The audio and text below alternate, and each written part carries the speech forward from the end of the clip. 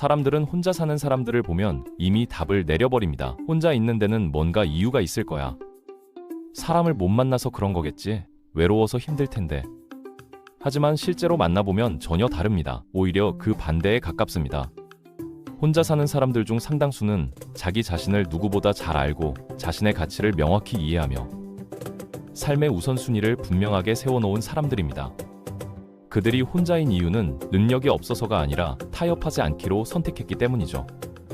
오늘은 왜 어떤 사람들이 혼자 사는 삶을 선택하는지, 그리고 그들이 실제로 어떤 삶을 살고 있는지 이야기해 보겠습니다.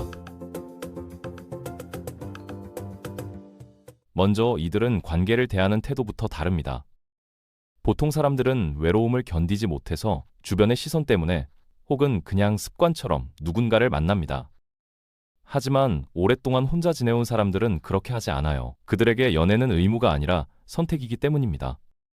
공허한 관계에 시간을 쓰느니 차라리 혼자 있는 편이 낫다는 걸 이미 알고 있습니다. 이건 단순히 까다로운 게 아니에요. 자기 자신을 존중하는 태도에 가깝습니다. 관계는 그저 옆에 누군가 있다는 사실만으로 의미가 생기는 게 아닙니다. 진짜 맞는 사람과 함께할 때 비로소 가치가 생긴다는 걸 이미 배웠기 때문입니다. 그리고 이들은 혼자 있는 시간의 가치를 압니다. 많은 사람들이 혼자 있으면 불안해합니다. 침묵이 두려워서 끊임없이 누군가를 찾죠. SNS를 들여다보고 연락을 기다리고 억지로 약속을 만들기도 합니다. 하지만 혼자 사는 삶에 익숙한 사람들은 다릅니다.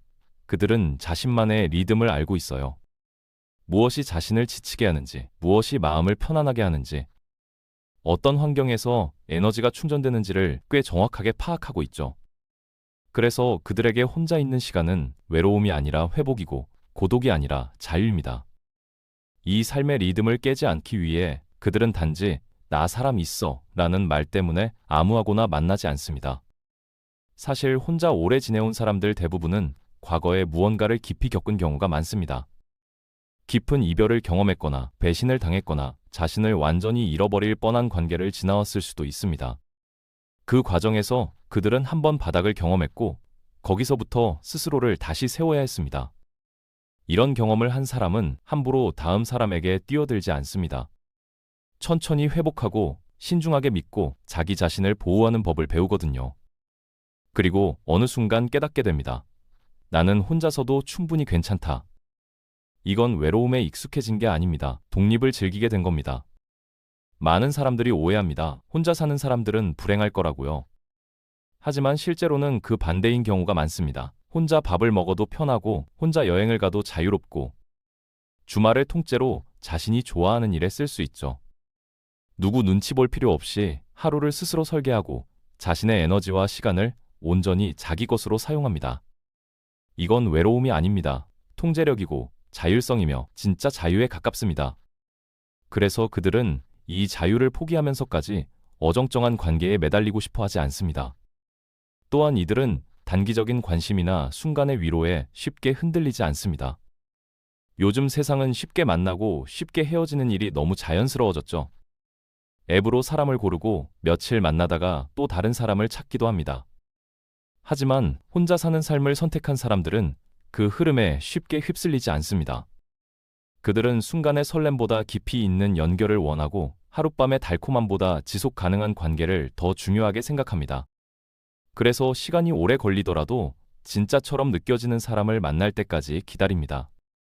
잘못된 선택을 하느니 아무것도 선택하지 않는 편이 낫다는 걸 이미 알고 있기 때문이죠.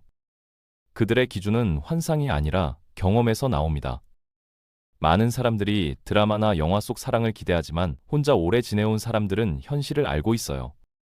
관계가 질투로 무너지는 순간도, 거짓말 하나로 금이 가는 과정도, 서로를 통제하려다 결국 더 외로워지는 장면도 이미 여러 번 지켜봤습니다.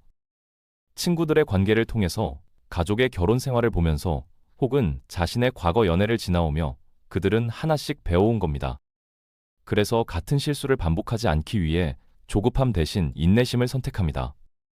급하게 아무나 만나는 것보다 제대로 된 사람이 나타날 때까지 자신의 삶에 집중하는 쪽을 택하는 거죠. 여기서 중요한 점이 하나 있습니다. 혼자 사는 사람들이 관계를 회피하는 것은 아닙니다. 그들은 지금 자기 자신과의 관계를 먼저 만들고 있는 중이에요. 공부하고, 일하고, 취미를 키우고, 상처를 치유하며 조용히 성장하고 있습니다. 그들은 알고 있어요. 올바른 사람은 내가 준비되었을 때 자연스럽게 나타난다는 것을요. 그리고 그때까지는 자신의 삶이 더 중요합니다. 누군가를 만나기 위해 자기 삶을 멈추지 않습니다. 그리고 한 가지 더, 혼자 오래 지내온 사람들은 사랑을 가볍게 하지 않습니다. 그래서 쉽게 사랑하지도 않아요. 많은 사람들이 놓치는 부분이 바로 이것입니다. 그들은 냉정하거나 차가운 사람이 아니에요. 오히려 그 반대에 가깝죠. 마음이 따뜻하고 사람을 소중히 여기며 관계에 진심을 다하는 사람들이 많습니다. 다만 아무에게나 그 마음을 주지 않을 뿐이에요. 신경 쓰지 않아서가 아니라 너무 소중하게 생각하기 때문에 함부로 마음을 열지 않는 겁니다. 잘못된 사람에게 상처받는 일을 더 이상 반복하고 싶지 않기 때문이죠. 결국 혼자 산다는 건 하나의 선택입니다. 스스로 원해서든 상황이 그렇게 만들었든 중요한 건 그 시간을 어떻게 보내느냐입니다. 만약 당신이 지금 혼자라면 그건 당신에게 문제가 있어서가 아닙니다.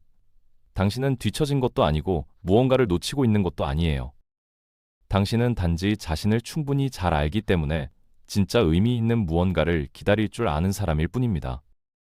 혹은 누군가 없이도 충분히 의미 있는 삶을 만들어가고 있는 사람일 수도 있습니다. 혼자 사는 삶은 불완전한 것이 아닙니다. 그저 다른 방식으로 완전한 삶일 뿐이죠. 세상은 자꾸 짝을 이루라고 재촉하지만 당신은 당신의 속도로 가면 됩니다. 혼자 있는 시간은 기다림이 아니라 준비이고 외로움이 아니라 성장입니다. 그리고 포기가 아니라 선택이에요. 그리고 기억하세요. 당신은 혼자인 게 아니라 아무나 옆에 두지 않는 사람이라는 것을요. 이런 심리와 인간관계의 진짜 이야기가 궁금하다면 구독으로 함께 해주세요.